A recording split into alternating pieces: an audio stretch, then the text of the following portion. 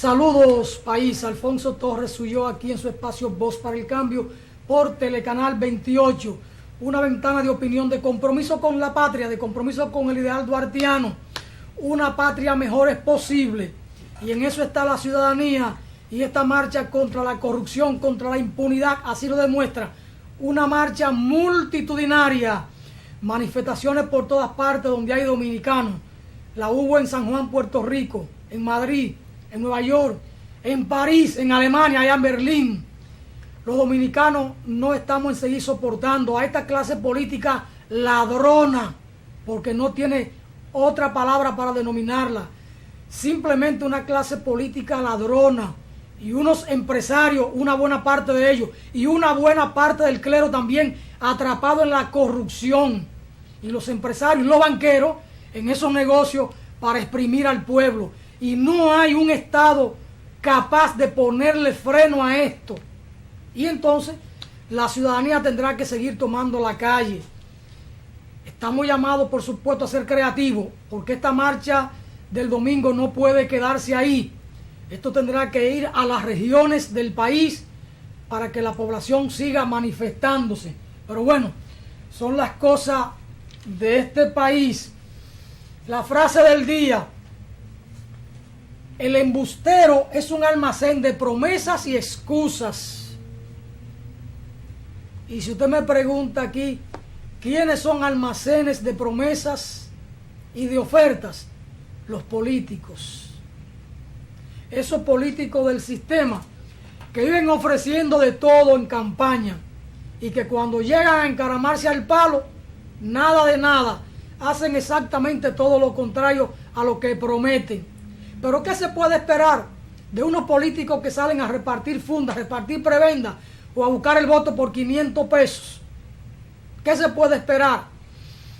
Pero eso también nos lleva a pensar qué tipo de ciudadanía tenemos, cuáles son los niveles de pobreza que tenemos. No solo pobreza material, también pobreza mental, pobreza espiritual de una persona que vende el voto por 500 pesos. Y cuando decimos 500 pesos, estamos hablando de 14 o 15 dólares, 13, 14 dólares.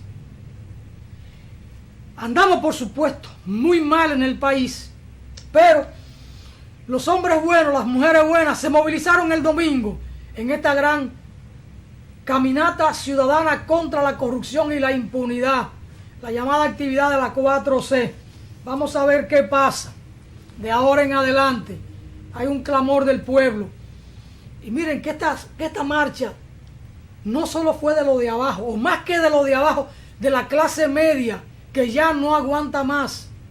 Ahí escuchamos en un video a Boruga, a Felipe Polanco, indignado, estuvo en la marcha. Un hombre que no se mete en política, un hombre que ha vivido siempre de la comedia, del humor, y que además ahora es cristiano, pero indignado, como está el país, fue a la actividad y dijo cosas muy duras. No tan duras quizás como uno la dice aquí, pero dijo cosas muy, pero muy duras. Y como Felipe Polanco Boruga, mucha gente fue a la marcha indignado con lo que está pasando en el país. Parece que no hay posibilidad de cambio a corto plazo. Pero en la historia de la humanidad hay días que parecen años, que parecen siglos. Hay horas que parecen meses. Entonces los políticos se duermen en sus laureles, piensan como que el pueblo está dormido, y el día que ellos menos se esperan, hay justicia en la calle. La tortilla se vuelve. Pero bueno, son de las cosas. Odebrecht dice que todavía se discute la forma de pago de los 184 millones de dólares. Eso no es lo fundamental, si pagan o no pagan, si devuelven o no devuelven el dinero del soborno. Hay que ir por las sobrevaluaciones, que hay más de 1.500 millones de dólares en las sobrevaluaciones. Y ahí es donde la clase política no quiere llegar, porque implica eso que hay que remediar muchos altares de los tres partidos políticos, del de Hipólito Mejía, del de Leonel y del de Danilo, porque cada uno tiene su partido. Aparentemente Leonel y Danilo están en el mismo partido, tienen grupos aparte, tienen corruptos preferidos, Y si aquí hay seriedad y profundidad en las investigaciones, que parece que no la va a haber, todos tendrían que ir a responder a la justicia. Todos.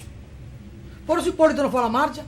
Y si usted nunca ha visto un expresidente haciendo travesura o en marcha, don Hipólito, yo no hago travesura, yo estaba en la marcha. Ahí apareció un cartel en la marcha pidiéndole cuenta a usted, a Leonel y a Danilo Medina, a los tres.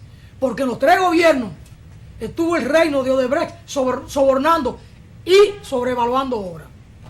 Aquí informamos ayer, leímos ayer, una obra que se presupuestó inicialmente en 131 millones de dólares. A la hora de la terminación, 3 años después, costaba casi el triple.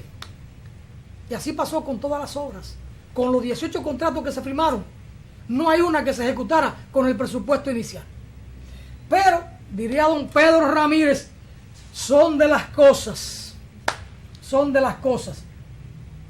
El país está celebrando aquí la 5ª cumbre de la CELAC, pero al propio tiempo y de manera paralela, el movimiento social, la fuerza política alternativa o contestataria o diferente al orden establecido, convocaron un encuentro continental y caribeño de solidaridad, y también entonces se dio un cónclave diferente, donde los movimientos sociales se dieron cita para plantear su punto de vista al respecto. Y hay una declaración muy interesante de este cónclave que concluyó ayer, que terminó su sesión de trabajo ayer en la noche, cerca de las 9 de la noche, con una actividad cultural. En el día de hoy va a dar a conocer la declaración de Santo Domingo, dirigida a los presidentes y jefes de Estado, que a partir de esta noche dejan formalmente inaugurada con ellos la jornada de la 5ª cumbre, pero que ya desde el viernes están trabajando los cancilleres de estos 33 países que hacen parte de la CELAC. Aquí tenemos con nosotros la declaración final de este cónclave. Pero bueno, hemos invitado a un hermano de Puerto Rico, de ahí de la tierra de Oscar López Rivera, quien siempre nos acompaña aquí en el espacio, tanto él como Ana Belén, y vamos a conversar con Luis Pedraza Leduc, un distinguidísimo dirigente sindical de la hermana isla de Puerto Rico, que vino al país para estar en este foro, en este encuentro ciudadano del movimiento social y fuerza política de América Latina, para acompañarnos en las reflexiones. Una amplia delegación de Cuba, de Venezuela, de Ecuador, de Argentina, de Puerto Rico, de Haití, de Aruba y otras islas, de México, de El Salvador, en fin. Tuvimos una amplia representación del continente para estar aquí reflexionando sobre los temas fundamentales y la importancia que tiene la preservación, el mantenimiento de la CELAC por la unidad, la paz y la integración de nuestro pueblo, y sobre todo la soberanía, que en el caso de Puerto Rico es un tema fundamental, la lucha por la soberanía. Don Luis, qué alegría tenerlo en el país y en el programa. ¿Qué tal la experiencia del foro, del encuentro? Bueno, antes que nada, muy buenos días. Gracias por esta oportunidad y tenerme aquí en el programa. El foro es un espacio donde uno puede practicar la solidaridad, donde uno puede tener la oportunidad de conocer y entender lo que está pasando en otros países de la región. Nos damos cuenta que los problemas nuestros son similares, que tenemos los retos frente al capital que tienen los diferentes países, y en ese sentido uno concluye la necesidad de establecer estrategias, establecer alianzas, establecer un tipo de comunicación donde los países y los diferentes movimientos sociales puedan apoyarse uno a otro y aprender y adelantar en nuestras reivindicaciones. Yo creo que es bien importante hacer la distinción entre gobierno y movimiento social que representa al pueblo, porque lo que se está celebrando en cuanto a la CELAC, ¿verdad?, donde vienen los diferentes gobiernos de los países de América Latina a reunirse y a discutir también sus aspiraciones y retos y en las conciencias que tienen, pues tiene la particularidad de que es el gobierno como tal, y hay gobierno y gobierno. En uno hay una representación mayor de las aspiraciones del pueblo, en otros casos no. Y entonces esta actividad en la cual estamos participando crea ese balance donde tenemos la oportunidad de, como movimiento social, expresar las contradicciones que se tienen en cada país. En el caso nuestro, en Puerto Rico, que no participamos de la CELAC, no participamos de organismos internacionales por nuestra condición colonial, es sumamente importante poder presentar nuestra problemática de la ausencia de soberanía, de cómo Estados Unidos interviene en nuestro país y nos coarta las posibilidades de ser parte del Caribe y ser parte de América Latina. Eso es interesante. Pasando revista aquí a la declaración de Santo Domingo, que se va a dar a conocer en esta mañana, pero que nos adelantaron un ejemplar para que la comentemos.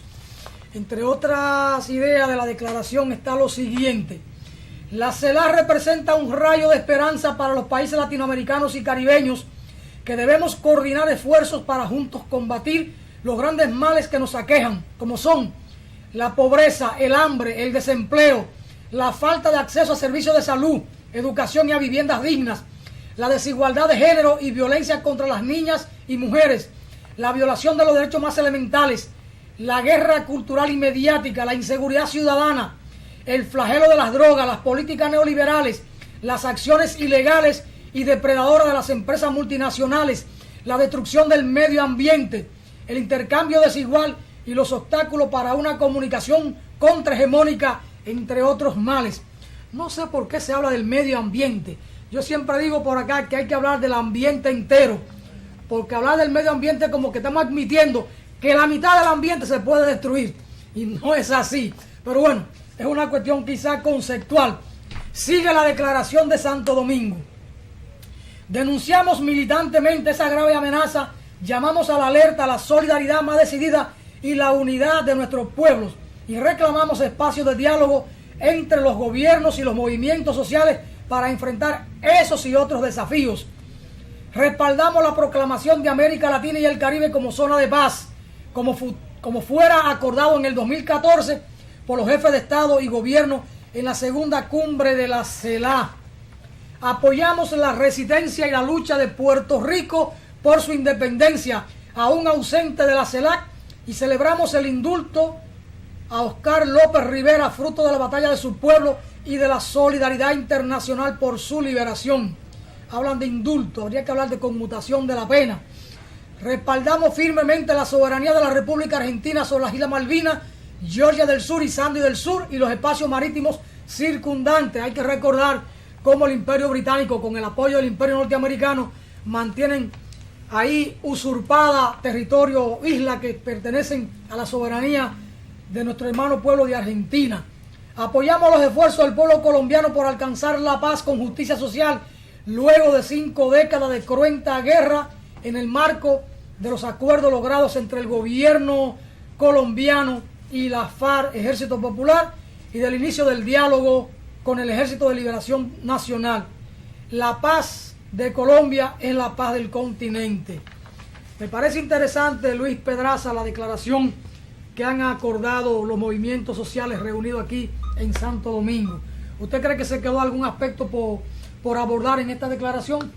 No, yo creo que en la discusión que tuvimos hay muchos planteamientos que se desean hacer por los pueblos. La declaración es un planteamiento que trata de cubrir diferentes aspectos.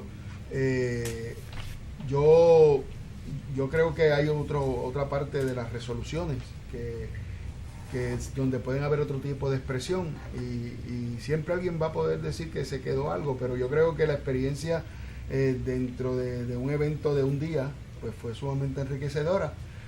Respecto a Puerto Rico, yo aprovecho para ampliar ese proceso de liberación que nosotros aspiramos.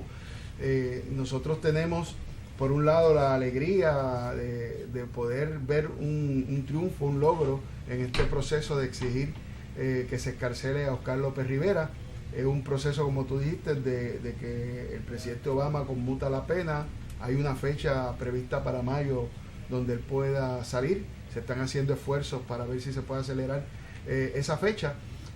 Y los presos políticos en Puerto Rico, es bien importante entender que responden a que nosotros no hemos podido culminar ese proceso natural de ver el país libre, de tener nuestra independencia. Y hay muchos compañeros que están luchando de diferentes maneras, que han vivido la represión, han vivido el encarcelamiento.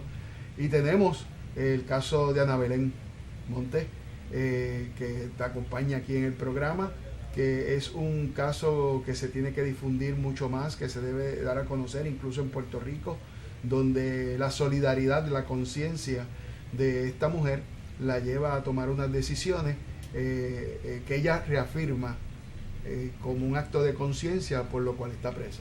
Pero ese acto de conciencia es la justificación que da Obama para establecer relaciones con Cuba. Y en ese sentido hay que entender ese caso para ver lo injusto de la condena de la compañera, de que esté presa por haber actuado en base a su conciencia y en base a la solidaridad con los pueblos. Y de eso se trata, de uno poder ver la necesidad de que la solidaridad es el arma principal que tenemos en estos momentos para enfrentar el imperialismo y las diferentes manifestaciones del capital que se da de diferentes maneras, diferentes modalidades, pero en esencia es una manera de explotar a nuestros pueblos, de obtener unas ganancias para sí, y eso implica pues que si el otro gana mucho, el pueblo tiene poco. Ese es un tema interesante, el de Oscar López, el de Ana Belén, el tema de la solidaridad. Yo pienso que la solidaridad es un valor fundamental. No es posible concebir la condición humana de los que tenemos la posibilidad de ser los seres racionales en el planeta Tierra, es decir, del ser humano como tal, pero en el caso de la necesidad de las luchas sociales y políticas, hay un valor que está por encima de la solidaridad, que es el de la unidad, en el sentido de que si no hay unidad, no hay manera de lograr propósito, y la solidaridad ayuda en esa dirección. Digo la unidad porque, y me refiero al caso de Puerto Rico, cuando se dio la lucha por lo de Vieques, la salida de la tropa de Estados Unidos de Vieques, por todo lo que aquello implicaba en términos de la contaminación de la isla nena, como ustedes le llamaban. Ahí me tocó presidir en la República Dominicana el Comité de Solidaridad en esa lucha por la salida de la Marina de Vieques. Pero la unidad del pueblo puertorriqueño fue lo que hizo posible ese triunfo. La unidad del pueblo puertorriqueño en torno a Oscar es lo que ha llevado a Obama. Y por supuesto la solidaridad juega un papel también importante ahí, porque la solidaridad ayuda hasta en mantener una especie de ruido, de eco, de denuncia permanente que los Estados Unidos no soportan. Entonces, la unidad es fundamental. En este caso, para la lucha por la independencia de Puerto Rico, la unidad del pueblo boricua por la independencia es fundamental. Y entonces ahí mismo hay que engarzar el tema de la solidaridad, porque la solidaridad como que viene a catapultar ese trabajo de la unidad interna. Sí, porque ser solidario implica que yo puedo sentir y entender un problema y apoyo la solución de ese problema sin que me afecte a mí. Eso es ser solidario. Porque si yo estoy contigo porque tenemos el mismo problema, bueno, pues estamos unidos para resolver lo que a ambos nos afecta. Pero cuando yo con desprendimiento te apoyo a ti para que tú resuelvas tu problema, que no me afecta a mí, incluso para mí puede ser un elemento de sacrificio y hasta perder algo a cambio de apoyarte a ti, eso es lo que se llama solidaridad. Y en ese sentido, nosotros en Puerto Rico hemos tenido unas causas sumamente positivas para alcanzar unos objetivos políticos. Sin embargo, nos queda un proceso mayor donde sí tenemos muchos elementos de división, muchos elementos que nos afectan en el proceso colonial de nuestro país. Y hoy mismo enfrentamos la grave situación de estar intervenidos no ya por el evento militar de 1898, la invasión norteamericana, de lo cual hoy somos colonia, sino el juego de habernos dicho en el 52, en el 1952, que habíamos hecho un gobierno propio, y hoy crean una situación totalmente distinta, donde se aprueba una ley con un nombre creado por sus siglas, Promesa, donde 7 personas nombradas por el presidente de los Estados Unidos gobiernan el país. 7 personas que crean una junta de control fiscal, que la última acción que acaban de hacer esta semana es pedirle al gobernador electo Ricardo Rosselló que debe mantener una política de austeridad consistente en bajar un 30% la nómina gubernamental, bajarle un 10% a las pensiones de los empleados públicos, el buscar una economía de 1.500 millones en el presupuesto en el área de salud y en el área de la educación. Dirigido todo eso a un plan fiscal en 10 años, donde ellos lo que pretenden es poder identificar de 2.000 a 3.000 millones anuales en el presupuesto para poder amortizar la deuda pública que Puerto Rico tiene por culpa de Estados Unidos, aprobada por Estados Unidos, propiciada por Estados Unidos, que asciende en estos momentos en 72.000 millones del gobierno central y en unos 40.000 millones, cerca de 130, 150.000 millones del sistema de retiro. Y en ese sentido, eso es una deuda impagable, es una deuda que nosotros planteamos que es ilegítima, que ellos no quieren auditar y quieren que el pueblo la pague. La propia Junta ha reconocido que a cada puertorriqueño le correspondería por los próximos 10 años anualmente un pago de sobre $5,000 para poder pagar esa deuda en 10 años, lo cual es imposible. ¿Los puertorriqueños que viven en la isla o incluido la diáspora? Los puertorriqueños que viven en la isla, que se están yendo para Estados Unidos, por lo tanto nos aumenta, cada vez que se va uno, nos aumenta entonces la carga. ¿Y no se podía pactar que se pague la deuda y ya se tiene la soberanía y somos independientes? Bueno, ojalá fuera tan fácil, pero ellos primero nos dan la independencia con la deuda, quédate con la deuda. Pero el evento es que Estados Unidos acuñó el planteamiento de que la deuda de la colonia es la deuda de la metrópoli.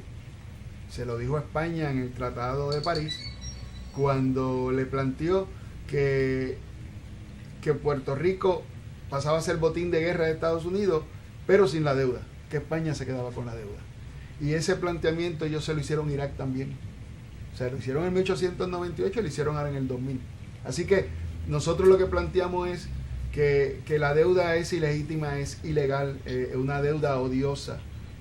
Puerto Rico se desarrolló un modelo económico sobre la base de una exención contributiva, mano de obra barata, y en ese proceso de inversión también nos crearon las condiciones de tomar prestado, bajo las condiciones de Estados Unidos. Pues la deuda es de ellos y no se puede pagar ahora. Luis, estando Puerto Rico como una colonia, de alguna manera se rige por las leyes norteamericanas, leyes federales, en lo que a ellos les conviene. Sí. Habrá en otros espacios en que ellos un poco sueltan y que Puerto Rico resuelve en algún marco legal problema determinado. La parte sindical en Puerto Rico está normada por una legislación propia de Puerto Rico o por las normas laborales de Estados Unidos. El campo está ocupado por Estados Unidos en el sector privado. Existe lo que se llama la ley Taft-Hartley, que es la ley federal de relaciones obrero-patronales en Estados Unidos. Es una ley restrictiva que organiza desde el proceso eleccionario hasta el proceso de negociación colectiva y las prácticas ilícitas. Esa ley, que data de 1950, es una ley represiva, es una ley que se hizo sobre la base de que había un adelanto de las ideas comunistas en el sindicalismo, y aquello que se llama el macartismo es la que lo provoca. Esa ley federal en la empresa privada se acompaña entonces de una doctrina de que si existen leyes locales que conceden un beneficio mayor, eso aplica, el beneficio mayor. Lo mínimo sería la ley federal. Entonces, ¿qué ocurre? Que en Puerto Rico hay una constitución que tuvo una influencia obrera de un partido socialista que iba ya desapareciendo para el 1950, y logró incluir toda una legislación protectora, la jornada de 8 horas diarias, el pago de horas extras, la protección a los infantes en cuanto al trabajo, a la mujer en cuanto al trabajo, al envejeciente. Hay toda una legislación protectora que coexiste entonces, y si hay un convenio colectivo, tú superas las condiciones. Si no tienes convenio colectivo, mínimamente te garantizan esos beneficios. ¿Qué ha ocurrido en estos momentos hoy mismo? Pues el gobierno entrante ha cedido a trabajar unos proyectos de ley dirigidos a hacer una reforma laboral, que no es otra cosa que un desmantelamiento de la legislación actual. Y ellos quieren igualarla con la legislación de Estados Unidos, que es cero derecho a los trabajadores. En Estados Unidos uno puede trabajar 24 horas corridas de trabajo y no hay una hora extra. Pues ellos en Puerto Rico quieren llevarnos a 4 días de trabajo con 10 horas y eliminarnos las 2 horas extra que surgen después de la octava. Nos quieren eliminar para un empleado a empleo parcial su hora de almuerzo. Nos quieren reducir las horas de licencia de vacaciones, la acumulación de días de vacaciones y de enfermedad, ampliar los periodos probatorios. Todo eso lo acaban de aprobar en Cámara y Senado y el gobernador hoy debe estar firmando esa legislación. Eso va unido a 3 leyes adicionales, una que se acaba de aprobar que extiende un congelamiento de los convenios colectivos en el gobierno central y prohíbe la negociación económica en el gobierno central hasta el año 2021. Estamos con esa disposición desde el año 2014. En estos momentos nos lo están extendiendo hasta el 2021. Eso tiene que ver con esta ley promesa, con la exigencia de la Junta de Control Fiscal. Hay otra ley que favorece la privatización del gobierno central. Hay 118 agencias. Se está proponiendo que se evalúen para fusionar, eliminar o privatizar las agencias del gobierno, lo que puede implicar despidos de empleados. Ahí es que venía la reducción del 30% de la nómina. Hay un ataque frontal contra todo lo que es los derechos de los trabajadores, con una intención de empobrecer a la clase trabajadora. Y hay un sector, tanto los patronos como un sector político, que dice que eso es bueno, que Puerto Rico necesita recorte de derechos y que porque eso tiene un costo mayor, que hablan de despedir trabajadores, en una situación absurda, porque todo eso tiene un impacto social, donde va a haber más problemas, va a haber más gasto social, va a haber una emigración mayor de puertorriqueños hacia el exterior. Todo eso afecta a la economía, porque si yo no tengo ingresos, no consumo, y nuestro país depende del consumo, del pago de contribuciones, de impuestos que se recaudan en el proceso del mercado. Así que es una situación sumamente grave que se ha llamado por algunos sectores de que vamos a enfrentar una crisis humanitaria pronto. Bueno, vamos a una pausa y de retorno vamos a conversar un poquito sobre si hay o no libertad sindical en Puerto Rico y qué pasa con los trabajadores de diferentes áreas, incluso con los maestros y los trabajadores eléctricos y estas cosas. Vamos a la pausa, señor director.